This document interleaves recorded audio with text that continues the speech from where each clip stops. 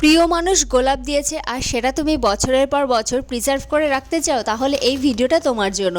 দুটো পিচবোর্ড নেবে, ঠিক আমি যেভাবে ছিদ্র করে নিয়েছি ঠিক সেইভাবেই নেবে। আর লাগবে কিছু কাগজ। একটা পিচবোর্ডের ওপরে এরকমভাবে কয়েকটা কাগজ দিয়ে তার ওপরে দেবে গোলাপ ফুলটি। আর গোলাপ ফুলের তোমরা এখানে গোলাপ ফুলের বদলে যদি কোনো পাতা বা ছোটো গাছ তোমরা প্রিজার্ভ করতে চাও সেটাও করতে পারো। আর হ্যাঁ, এটা যখন তোমরা দেবে তখন কিন্তু দেখবে যেন কোনো নোংরা না থাকে। আর হ্যাঁ, তারপরে দেওয়া হওয়ার পরে আরও কিছু কাগজ দেবে, আর সাথে আরেকটা যে পিচবোর্ড থাকবে সেটা দিয়ে ভালোভাবে চাপা দিয়ে দেবে।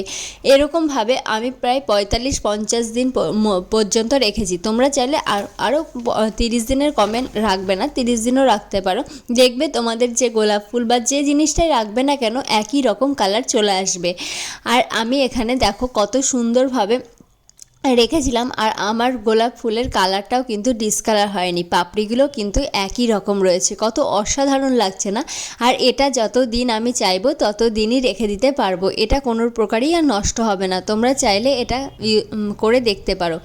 আর যখন তোমরা আঠা দেবে একদমই অল্প, কারণ বেশি দিলে পাপড়িগুলো ছিঁড়ে যাওয়ার চান্স থাকে।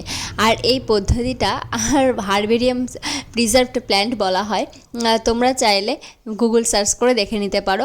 আর এই যে আমার লাগানো হয়ে গেল, তো আমি যেহেতু ডায়েরিতে প্রিজার্ভ করি তো আমি ডায়েরিতে লাগিয়েছি। তোমাদের যেখানে লাগানো তোমরা প্রিজার্ভ করতে পারো। আর আজকের ভিডিওটা তোমাদের কেমন লাগলো তোমরা কিন্তু জানিও। আর তোমাদের আশা করছি অনেকটাই হেল্পফুল হলো।